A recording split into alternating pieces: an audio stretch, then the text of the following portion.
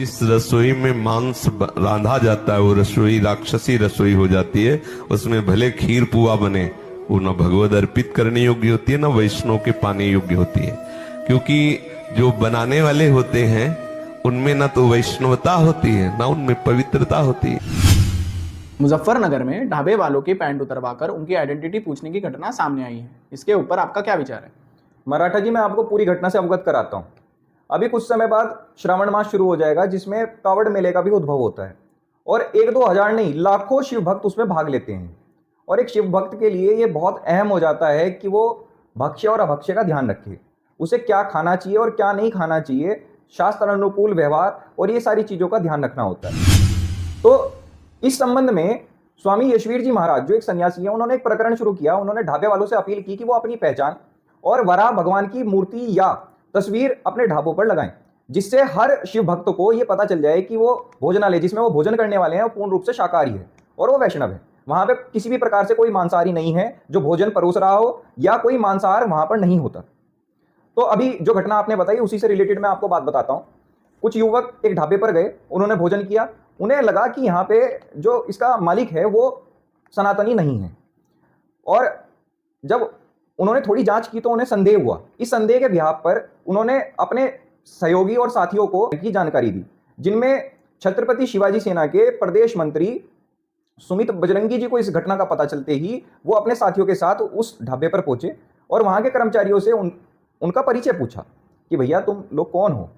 तो उन्होंने परिचय देने तक में आनाकानी की। जब परिचय नहीं दिया तो उन्होंने उनका आधार कार्ड मांगा कि भैया तुम आधार कार्ड दे दो। तो जब आधार कार्ड भी नहीं दिया तो संदेह और ज्यादा गहरा हो गया, संदिग्धता और ज्यादा बढ़ गई। संदिग्धता के बढ़ने के कारण उन्होंने ओनर के बारे में पूछा कि इसका ओनर तो बताओ कौन है, कोई तो ओनर होगा। तो उन्होंने ओनर का नाम बताया, गोपाल। गोपाल नाम का व्यक्ति इस ढाबे को चलाता है। अब संदिग्धता के कारण उन्होंने, सुमित बजरंगी जी ने और उनके साथियों ने उनके कर्मचारियों को 24 घंटे की वार्निंग दी कि 24 घंटे में आप सही सही अपनी आइडेंटिटी हमें जरूर बताएं, जिससे कोई विवाद खड़ा ना हो। बस इतनी घटना हुई।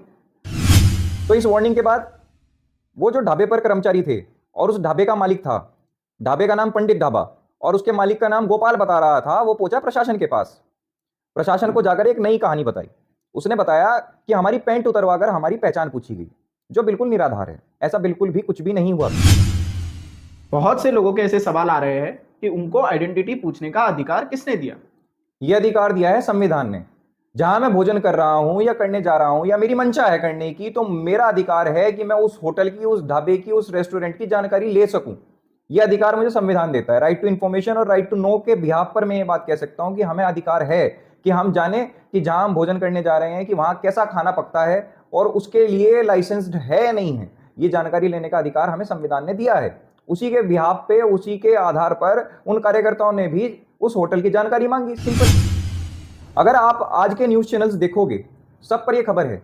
उस व्यक्ति का नाम, जो अपना नाम गोपाल बता रहा था, जिसने अपने ढाबे का नाम पंडित रखा है, उसका नाम क्या निकला? तजम्मुल।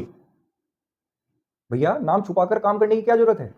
अपना नाम बताकर काम करो, हमें कोई समस्या नहीं है। ये किसी को भी कोई समस्या नहीं, नाम बताओ अपना। जो नाम छुपाकर, नाम बदलकर कार्य कर रहा हो देश के अंदर, उस पर संदिग्धता बनती है। क्या पता वो आतंकवादी हो, क्या पता वो मेरे नाश की कामना कर रहा हो। और संदिग्धता के आधार पर जानकारी लेना गलत नहीं है।